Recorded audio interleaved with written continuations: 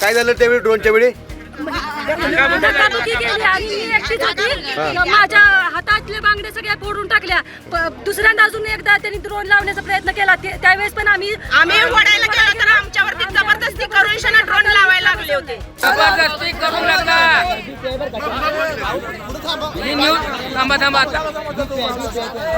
एक गुंठाही जमीन शिल्लक राहत नाही. मला जगण्याचा दुसरा कोणताही साधन नाही. जोनी कोणी शक्तीपीठ महामार्गाला मंजुरी दिली असेल, जबरदस्ती करत असेल, समजा मुख्यमंत्री साहेब म्हणतोय आम्ही, साहेब फडणवीस साहेब,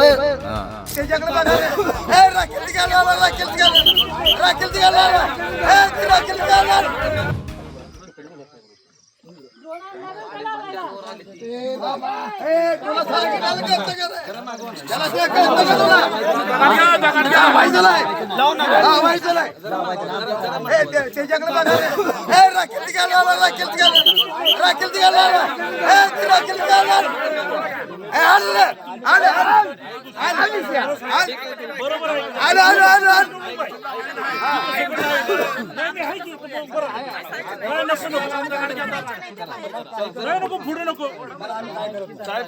आमचं म्हणणं आहे का मशीन एवढी लावणार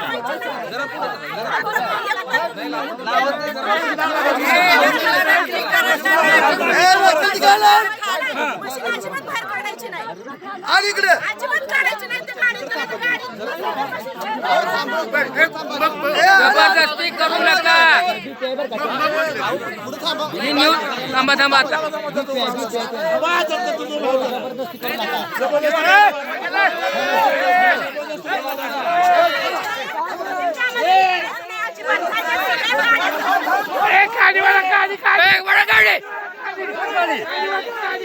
वडा वडा वडा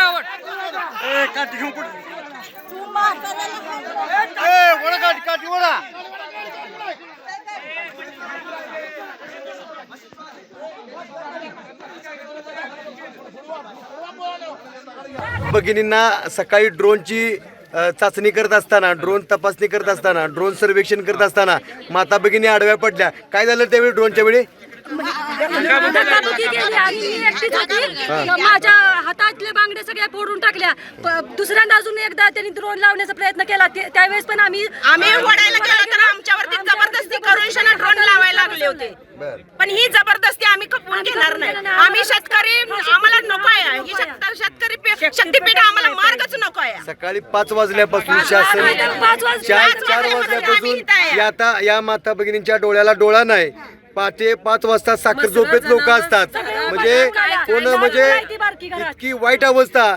हे निजामशाही सरकार परवडलं, ब्रिटिश सरकार परवडलं. शेतकरी प्रामाणिक आहे, शेतकरी तेवढा माणूस प्रामाणिक आहे. सगळी चोर आहे ती. म्हणून मला या ठिकाणी प्रशासनाला सांगायचं आहे, कालची सर्वेक्षण तुमची हाणून पाडली आणि आज तुम्ही 4 वाजता आला आणि आमच्या माता भगिनींना तुम्ही त्रास दिला. याचे परिणाम तुम्हाला भोगावे लागतील. सांगली शहरामध्ये 100 खून महिन्याला होतात. अरे तिकडे तुमची पोलीसगिरी दाखवा ना. या ठिकाणी वयस्कर माता भगिनी, वयस्कर आजोबा बघू शकता तुम्ही. अत्यंत म्हणजे जुन्या जमान्यातल्या लोकांना सुद्धा या ठिकाणी त्रास देण्याचा काम या ठिकाणी 80व्या वर्षी मी इथं हजर असते. 80 वर्ष झाली मला. लोकांना हे कायदा सुव्यवस्था आहे का? प्रांतसाहेब सांगतात कायदा सुव्यवस्था. आणि कायदा कसा कायदा? त्या सगळ्या माता भगिनी शेतकऱ्याच्या बाजूने, पण आमचा आम्ही हाणून पाडणार आहे एवढं ध्यानात ठेवा. या आमदारांच्या बद्दल तुमचं काय मत आहे? इथल्या आमच्या गावात 80% मतदान झाले. तुम्हाला तुम्ही कुठे गेला आता? आता जर आमदारांनी आमच्या बाजूने उभा राहिला तर आमच्या गावात पाऊल टाकायचं, नाहीतर आमच्या दारात सुद्धा यायचं नाही. आमदार सुभाष बाबराव आमदारांनी यावं, जिल्हा परिषद सदस्यांनी यावं, लोकप्रतिनिधींनी यावं, सगळ्यांनी यावं. 8 दिवस झाला आमदारांनी फोन करतात पण एकही फोन उचलत नाही. ते 12 वाजता येऊन पाया पडत होता आणि आता कुठे गेला तो? कोण आमदार रात्र सुद्धा कळली नाही तुम्हाला. आणि आज या गावावर प्रसंग आल्यानंतर तुम्हाला याला सवड नाही. या गावाला तुम्हाला ही अर्थहाक आहे भाग्यनगर मधल्या रणरागिणींची. खर तर शेती माती म्हणजे काळी आई, काळी आईचं रक्षण करण्यासाठी काळ्या ती काळ्या आज आईचं त्यांनी रक्षण केलं पाहिजे. करण्यासाठी माझ्या आईला, माझ्या माता माऊलीला सांगायला लागत नाही. ती आपली काकणं मागं सारून आपल्या संस्कृतीचं रक्षण करण्यासाठी ही रणरागिणी भाग्यनगरची हजारो पोलिसांना लढत्या इथली सावित्रीची लेक आहे, जिजाऊची लेक आहे. त्यामुळं प्रशासनानं वेळीच बाणावरती यावं. सकाळी 4 वाजल्यापासून तुमचा जो काय या ठिकाणी दुडगूस चालू आहे तो या ठिकाणी तुमचा हाणून पडणार. माता भगिनींच्या नव्हे, आमच्या इथल्या एका आजोबाच्या केसाला जरी धक्का लागला तरी प्रशासन तुमची सत्तेची मस्ती ही क्रांतीभूमी उतरवेल. भाग्यनगर नागेवाडी मधली माणसं जेवढी शांत आहेत त्यांचा तेवढा प्रचंड मोठा अंत बघू नका.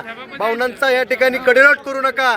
गेली महिनाभर मी सातत्याने सांगतोय, आम्ही संघर्ष करतोय फक्त गांधीगिरी मार्गानं. आमचं आंदोलन क्रांतीजी नाना पाटलांचं. अरे इंग्रज आम्हाला घाबरत होते, मग तुम्ही कोण?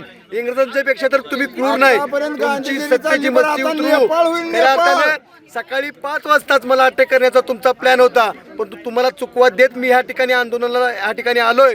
त्यामुळं माता भगिनी माझ्यासाठी, जर तुम्ही मला अटक केली तर माता भगिनी सुद्धा जेल भरतील. बरोबर का? आम्ही तुमच्या बाजूने राहणार आहे. जेलची जागा या दीपक लाड एकटा नाही, तर या दीपक लाडच्या आम्ही पाठीमागे सगळे हजारो शेतकरी दीपक लाड आहेत. लाखो शेतकरी जर तुम्ही अटक केली तर लाखो त्यामुळे तुम्ही आम्हाला जेलची भीती घालू नका. सकाळी 5 वाजता माझं तुम्ही लोकेशन चेक करताय. खासदार राजू शेट्टीनं सुद्धा या ठिकाणी बोलवलंय.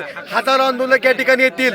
त्यामुळे शासन तुम्हाला जरा तर लाज असेल तर खून, मारामाऱ्या, चोऱ्या या ठिकाणी तुम्ही नियंत्रण ठेवा. परंतु शेतकऱ्यांच्या कष्टाची जी आज महिला मुलींच्यावरती अत्याचार होते ते थांबवा ना. तुम्ही अत्याचार करताय सगळ्यावर. तुमचं केलंय ते. खऱ्या अर्थानं ही जी पोटतिडक आहे, आमच्या पोटात दुखतंय म्हणून आम्ही वावा मागतोय. परंतु शासनानं या ठिकाणी भानावरती यावं. कायदा कुणासाठी असतो? लोकशाहीचा खून केला तुम्ही, लोकशाहीची हत्या केली. खऱ्या अर्थानं पाटीचा शपथविधी ऐकला होता, परंतु आज काय चाललंय? पाटीची मोजणी. अरे शेतकरी चोरावानी येऊन करतील. चोर आहे ती, चोर सगळी. 2-2, 3-3 महिने आम्ही खाजगी मोजणीसाठी अर्ज दिला तर तुम्ही त्या ठिकाणी मोजणी करत नाही आणि 2-2, 3-3, 4-4 डिवाइस पे आणताय.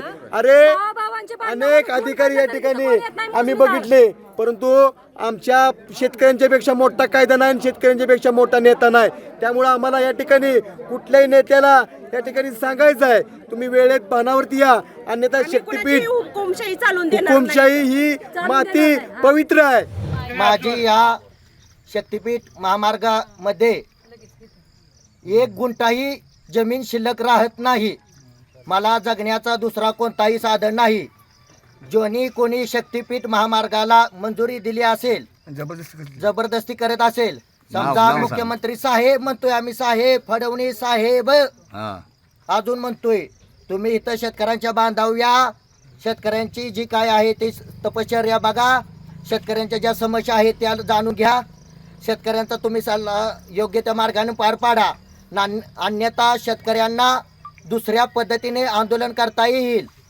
शेतकरी मरो या परिस्थितीत आहेत. कोणाला 1 गुंठाही शिल्लक शेती राहत नाहीत. ह्याला जबाबदार सर्वस्व सरकार, प्रांत, तहसीलदार, कलेक्टर आणि सरकार राहील. अन्यथा आम्ही आत्मदान करण्याचा प्रयत्न करत आहेत. आमची अशी जमीन राहत नाही, तशी पण राहत नाही. आम्हाला जगून काही उपयोग नाही. त्यांचा ड्रोन सर्वे झालता, त्यांना 15ची नोटीस गेलती, त्यांनी उत्तर दिली होती. असं नाही की ड्रोन सर्वे झाला नव्हता. ड्रोन सर्वे सगळीकडे झालता. हा ड्रोन सर्वे म्हणजे मोजणी नाही. आम्ही कोणा शेतात जात नाही मोजायला मशीन घेऊन.